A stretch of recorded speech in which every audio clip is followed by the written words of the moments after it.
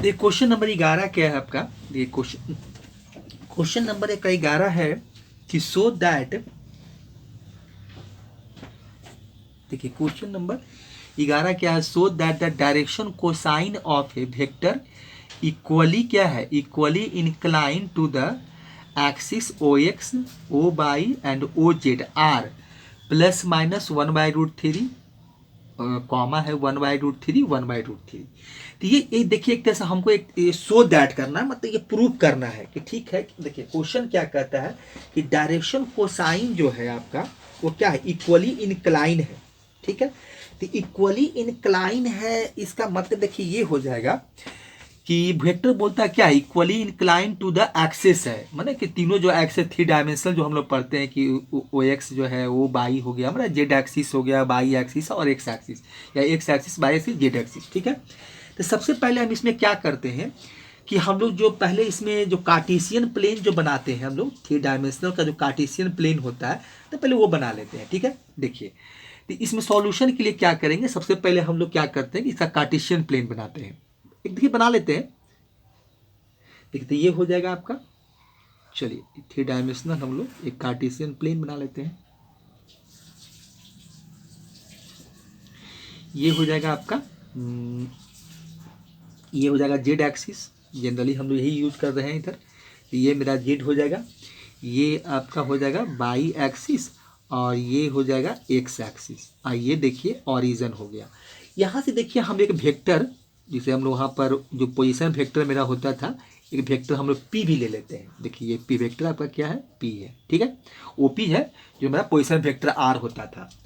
अब देखिए ये बोला है कि so that the direction cosine vector equally incline to the axis O X O Y माने और ओ जेड। देखिए ये वेक्टर के साथ एक्स एक्सिस के साथ जो जो एंगल बनता था वो मेरा क्या होता था? अल्फा। ये जो बाई एक्सिस के साथ तो इसको हम लोग बीटा बोलते थे, और गामा के साथ जो बनाता था ये सॉरी जेड एक्सिस के साथ जो बनता था वो गामा होता था। तो यही देखिए तीनों एंगल होता था, मतलब मेरा जो आपका अल्फा बीटा गामा। ठीक है, तो ये मेरा अल्फा बीटा गामा जो एंगल हुआ, हम तो दिखा दिए इसमें कि भाई देखिए यही मेरा आपका अल्फा है, बीटा है और गामा है। ठीक है, अब देखिए ये क्या बोल रहा है कि ये जो आपको दिया हुआ है तो तीनों क्या है आपका? तीनों देखिए क्या है? इक्वल है, इंक्लाइनिंग जो बोल रहा है कि equally incline to the axis है। तो भाई इक्वल है, जिसका मतलब कि यहाँ पर जो alpha equal to beta equal to क्या होगा? गामा। यही देखिए ये होगा। अब ये तीनों इक्वल है, तो अगर इसमें साथ हम इसमें क्या वर्ड आपका, ये हम अभी क्या लिखे हैं? ये आपका डायरेक्शन एंगल हो गया। ये डायरेक्शन एंगल होता है, इसमें हम लोग कोसाइन लगा देंगे तो फिर क्या हो जाएगा? तो ये हो जाएगा मेरा कॉस अल्फा कॉस बीटा, ये हो जाएगा मेरा कॉस गामा। ये इक्वल हो जाएगा। फिर एक चीज और भी हो जाएगा क्या कि एल, कॉस अल्फा को हम एल से लिखते थे, डिनोट करते थे, नोटेशन जो था। कॉस बीटा को आपका एम से हो जाएगा, ये आपका एन हो जाएगा। इसका मतलब एल एम एन ये भी तीनों आपका आपस में इक्वल ही होगा। अब इसका देखिए एक रिलेशन पढ़े थे, आपको याद होगा कि L square plus M square अब प्लस आपका एन स्क्वायर इक्वल टू क्या होता था? 1 होता था। तो ये 1 हो गया। अब देखिए यहाँ पर तीनों आपस में इक्वल है, तो एल को एल ही रहने देते हैं, एम के जगह पर भी एल ही बैठा देते हैं, तो ये भी आपका एल स्क्वायर हो जाएगा। एम के जगह पर भी बराबर है तो यहाँ पर भी एल स्क्वायर कर देते हैं, या किसी को ले सकते थे आप, एम लीजिए एन लीजिए, बात बराबर है। तो हम यहाँ एल ले लिए, ये सभी को एल के बराबर लिख दिए। तो ये हो गया आपका क्या हो गया? 3l स्क्वायर इक्वल टू 1 हो गया। अगर एल स्क्वायर का वैल्यू निकाले तो क्या मिलेगा हमको? तो ये हो जाएगा 1/3। अगर एल का वैल्यू निकालेंगे तो क्या मिलेगा? एल इक्वल टू हो जाएगा प्लस माइनस, ये क्या हो जाएगा? 1/√3। देखिए यही हो गया। तो एल का वैल्यू मिला तो तीनों तो बराबर है, तो एल इक्वल टू भी इतना मिलेगा आपका, हम निकालें तो एम इक्वल टू भी क्या मिलेगा? प्लस माइनस 1/√3 मिलेगा, √3 हो जाएगा। और एन इक्वल टू भी प्लस माइनस 1/√3 रूट आपका 3 हो जाएगा। देखिए तो इसीलिए हमको जो आंसर में दिया हुआ है क्या दिया हुआ है कि तीनों प्लस माइनस। अब देखिए यहाँ पर जो प्लस माइनस है तो हम लोग जो भी यहाँ पर देखिए वेक्टर यूज करते हैं तो ये देखिए ओपन टाइप का होता है ना, हमेशा पॉजिटिव होता है तो ये पॉजिटिव ही रहेगा। अगर प्लस माइनस ठीक है, पॉजिटिव है तो पॉजिटिव लेंगे। तो इस तरह से अगर इसका तीनों का अगर देखा जाए तो जो हमको रिलेशन मिला है तो इसका आंसर जो आपका होगा वो क्या हो जाएगा, जो डायरेक्शन कोसाइन, देखिए डायरेक्शन कोसाइन बोला है तो हम यहाँ पर डायरेक्शन कोसाइन लिख देते हैं। देखिए थोड़ा सा लिख देते हैं कि डायरेक्शन कोसाइन जो मिला है हमको, आपका डायरेक्शन कोसाइन,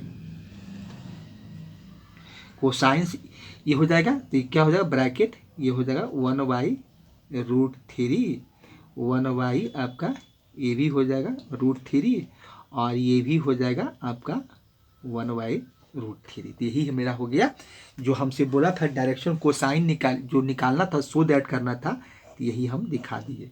यही इसका प्रूफ हो गया, मतलब यही इसका प्रूफ होगा। मतलब तो इस तरह से क्वेश्चन नंबर हम लोग 11 को करेंगे। ठीक है, तो क्वेश्चन नंबर 11 आपका इस तरह है। अब इसके बाद हम लोग क्वेश्चन नंबर 12 देख लेते हैं। देखिए क्वेश्चन नंबर 12 क्या है। ये क्वेश्चन नंबर 12 हमको दिया हुआ कि लेट, देखिए यहाँ पर क्वेश्चन नंबर 12 आपका है कि क्या दिया है कि let vector a equal to I cap plus 4j cap plus 2k cap है। अब b equal to 3i cap minus आपको दिया हुआ है, देखिए माइनस आपको क्या दिया है 2j cap plus 7k cap and c equal to दिया है 2i cap minus j cap plus 4k cap. अब देखिए निकालना क्या है कि find a vector d which is perpendicular to both a and b। ये हमको निकालना, माने एक वेक्टर d नाम का हमको एक वेक्टर फाइंड करना है, वो भी वैसा वेक्टर फाइंड करना है कि जो a और b का वो परपेंडिकुलर हो। और साथ में क्या बोला कि एंड हमको और भी कुछ दिया हुआ है, और हमको क्या दिया हुआ गिवन में कि वेक्टर c आपका dot product vector d equal to 15 दिया, माने स्केलर प्रोडक्ट या इसको डॉट प्रोडक्ट कहते हैं। तो ये हमको गिवन में। अब देखिए गिवन अगर हम क्वेश्चन को देखें, अगर उसका सॉल्यूशन निकालें, देखिए सबसे पहले क्या करते हैं कि देखिए सॉल्यूशन जब निकालेंगे तो भाई पहले देखेंगे दिया हुआ क्या है। तो देखिए तो हमको सबसे पहले गिवन में क्या दे दिया, देखिए गिवन में अगर देखिए गिवन चले तो हमसे क्या बोला कि वेक्टर डी जो आप निकालेंगे, जो वेक्टर देखिए निकालना है क्योंकि 3 वेक्टर हमको दिया, फाइंड द वेक्टर डी है। तो डी जो वेक्टर है क्या बोला कि वेक्टर डी जो आपका है फाइंड द वेक्टर डी, क्या बोला परपेंडिकुलर किसके साथ है, वो परपेंडिकुलर क्या है वेक्टर ए एंड बी के साथ, एंड वेक्टर बी के साथ क्या बोलता है कि ये परपेंडिकुलर है। और हमको गिवन में क्या दिया, और दिया कि वेक्टर सी और डी का जब आप डॉट प्रोडक्ट निकालेंगे तो ये हमको 15 दे दिया, यही हमको है। और हमको क्या करना है वही फाइंड द वेक्टर डी, ऐसा वेक्टर निकालना है, ऐसा नहीं खाली फाइंड द वेक्टर डी निकालना, डी वैसा वेक्टर निकालना है कि जो दोनों वेक्टर ए और बी का वो क्या हो परपेंडिकुलर हो। देखिए तो इसके लिए हम लोग देखिए याद करेंगे कि परपेंडिकुलर क्या कब होता है। देखिए डॉट प्रोडक्ट जब पढ़े थे तो उसमें डायरेक्शन की कोई बात नहीं थी, क्योंकि डायरेक्शन को तो उसमें क्योंकि स्केलर प्रोडक्ट था। जो हम लोग क्रॉस प्रोडक्ट जब पढ़ रहे थे तो देखिए उसमें 2 वेक्टर, देखिए हम लोग जब वहाँ आप याद होगा जब हम लोग फिगर बनाते हैं तो वो क्या होता है 2 वेक्टर क्या होता है कि जब हम लोग 2 वेक्टर जब बनाते हैं, जब इसमें हम लोग की फिगर देखिए आपका क्या है, अगर इसको थोड़ा सा हम फिगर सोचे तो अगर हम सोचे कि भाई चलो ये वेक्टर मेरा क्या होगा, ये वेक्टर मेरा ये ए है, ठीक है ये वेक्टर ए है, और एक वेक्टर और हम लोग बी बना लेते हैं, ये वेक्टर बी है, और यही मेरा क्या होता था बीच का जो एंगल थीटा होता था। आपको जो क्रॉस प्रोडक्ट हम लोग निकाले थे तो उसका बात कर रहे थे। और उसमें क्या होता था एक परपेंडिकुलर, देखिए ये क्या होता था ये एन होता था, यही मेरा डायरेक्शन शो करता था, देखिए यही मेरा एन कैप होता था। तो जो हम लोग इस तरह से देखिए निकालते थे, जब 2 वेक्टर का क्रॉस प्रोडक्ट निकालते थे, जो राइट हैंड थंब रूल था, तो हम लोग जैसे ही इसको कर्ल करते थे तो मेरा थंब क्या होता था ऊपर की, यही डायरेक्शन शो करता था। और ये डायरेक्शन जो शो करता था तो ये परपेंडिकुलर होता था। लेकिन ये बात है कि चलिए यहाँ तो हम मान लेते हैं कि चलिए ये दोनों वेक्टर है, तो ठीक है, इस वेक्टर के साथ ये भी मान लें परपेंडिकुलर होगा, ये पूरा ये जो ये वेक्टर है इसके साथ भी ये परपेंडिकुलर होगा, तो ठीक है, चलिए ठीक है, ये तो हो गया कि ठीक है परपेंडिकुलर है। तो इसका हम लोग क्रॉस प्रोडक्ट निकालते थे, देखते डायरेक्शन मेरा क्या मिलता था, ऊपर की ओर मिलता था। अब यही मेरा एन कैप होता था, ठीक है। तो ये एन कैप होता था कि इसमें ये जो हमको अकॉर्डिंग टू क्वेश्चन कहता है, तो ये कैसे पता लगाएंगे कि डायरेक्शन जो इसका होगा या इसको जो भी इसका डायरेक्शन होगा तो वो परपेंडिकुलर जो होगा वो कहाँ होगा। ये भी एक सवाल उठता है कि भाई ठीक है परपेंडिकुलर है तो ये परपेंडिकुलर होगा कहाँ, ये तो नहीं बता सकते कि भाई यहाँ होगा, कहीं और होगा, कहीं और होगा, तो ये तो हम नहीं बता सकते कि कहाँ होगा मतलब। तो इसीलिए ठीक है ये डायरेक्शन को हमको पता चल जाता है कि चलिए ठीक है दो वेक्टर का हम जो क्रॉस प्रोडक्ट निकालेंगे तो क्रॉस प्रोडक्ट निकालेंगे तो हमको एक ठीक है परपेंडिकुलर मतलब वो उसका डायरेक्शन मिलेगा, मतलब हमको एक परपेंडिकुलर मिलेगा। लेकिन कहाँ मिलेगा ये नहीं बता सकते हैं कि भाई इसका परपेंडिकुलर कहाँ बनेगा, ठीक है।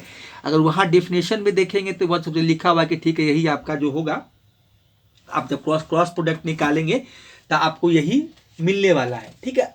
तो वो तो एक अलग बात है। लेकिन जब हम मान लीजिए कि इसका जब निकालेंगे तो इसका डायरेक्शन की परपेंडिकुलर किधर होगा ये नहीं बता सकते हैं, ठीक है।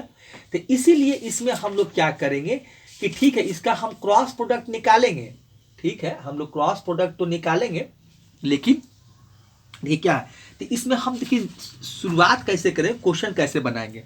तो सबसे पहले अब डायरेक्शन तो क्रॉस प्रोडक्ट से ही मिलता है, तो इसका हम सबसे पहले क्या करेंगे कि वेक्टर ए और बी का बोला है कि भाई परपेंडिकुलर है भी, तो किसका, वेक्टर ए और बी का, तो वेक्टर ए क्रॉस हम लोग वेक्टर बी निकाल लेंगे।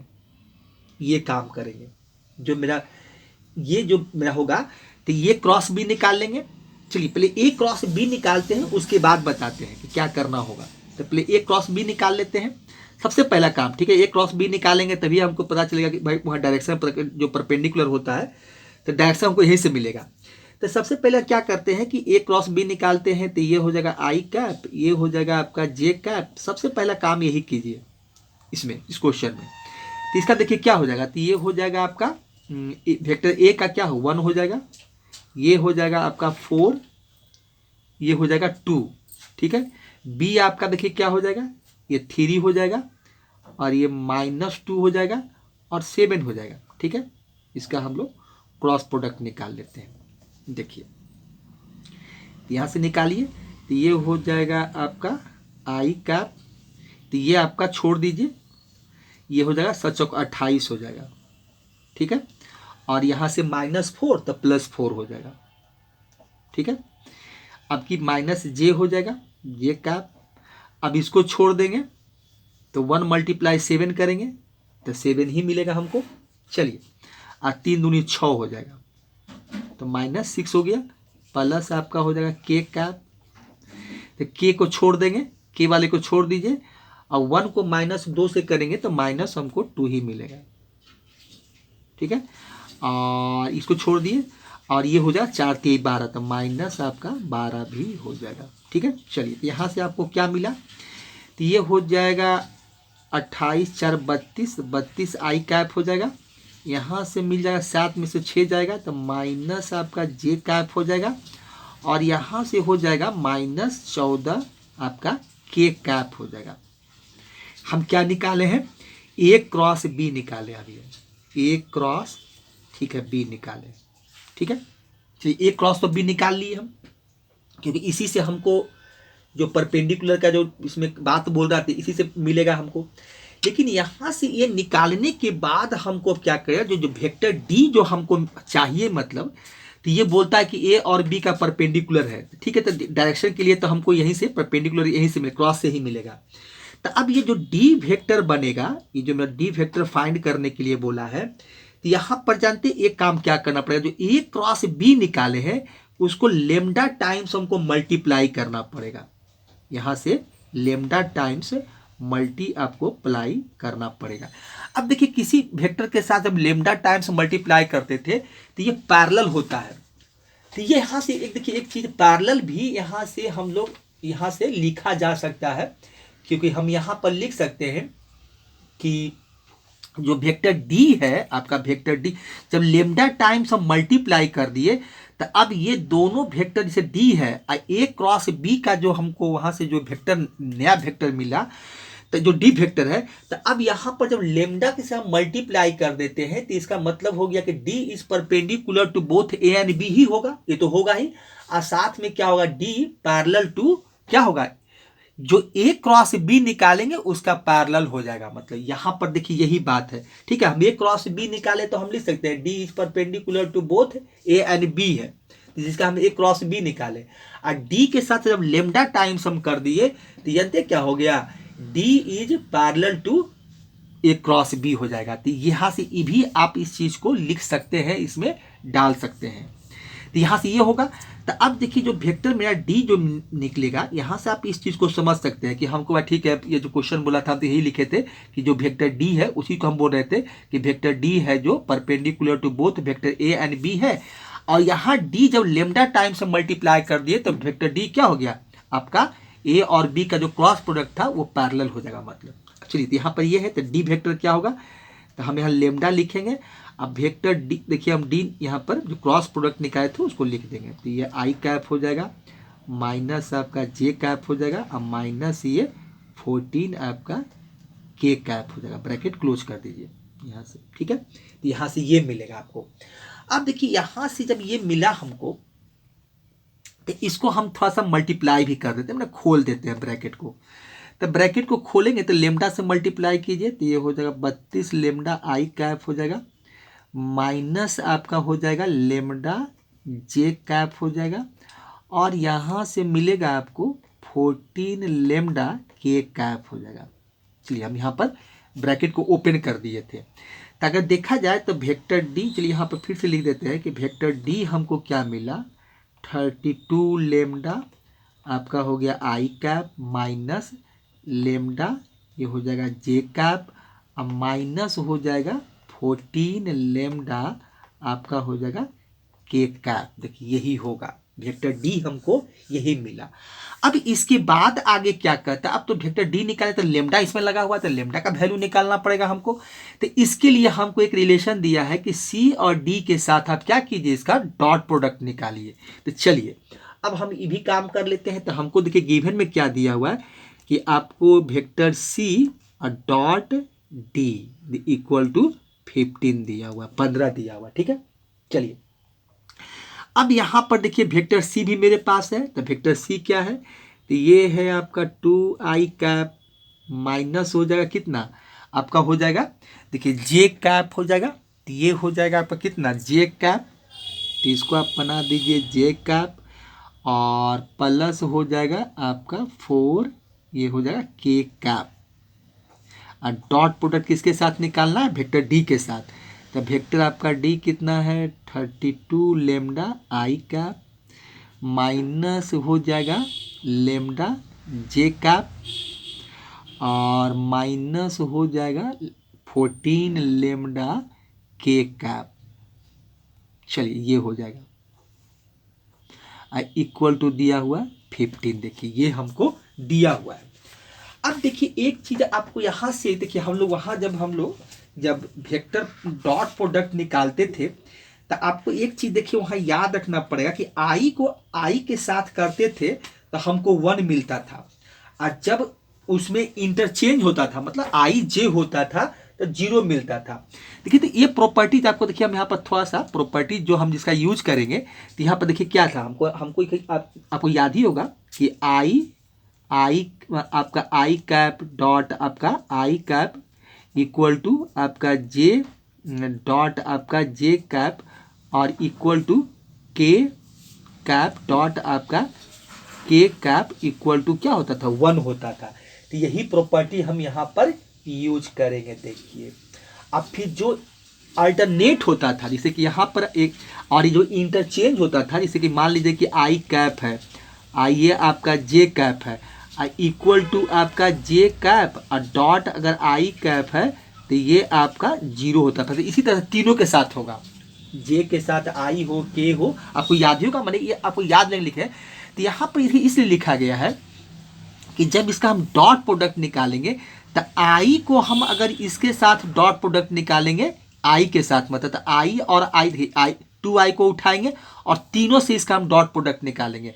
तो आई डॉट आई क्या 1 हो जाएगा, तो 2 × 32 हो जाएगा। मतलब यहाँ पर देखिए क्या हो जाएगा आपका, तो यहाँ से जब निकालेंगे हम यहाँ पर, तो ये मेरा 64 लेमडा हो जाएगा, 64 लेमडा। अब फिर आई को जे के साथ करेंगे, के साथ करेंगे, सब जीरो हो जाएगा, तो वहाँ से कुछ नहीं मिलेगा, सब जीरो मिलेगा। फिर अगर जे को उठाएंगे, माइनस जे को उठाएंगे, इसके साथ करेंगे तो जे डॉट आई आ जाएगा, जीरो हो जाएगा। जे को फिर जे के साथ करेंगे तब हमको 1 मिलेगा। तो यहाँ देखिए आपको क्या मिलने वाला है, तो यहाँ देखिए जे है और लेमडा है, तो जे डॉट जे तो 1 ही होगा, तो माइनस आपको लेमडा मिलेगा। फिर उसके बाद फिर जे को और किसी के साथ आई के साथ करेंगे, सब जीरो हो जाता है।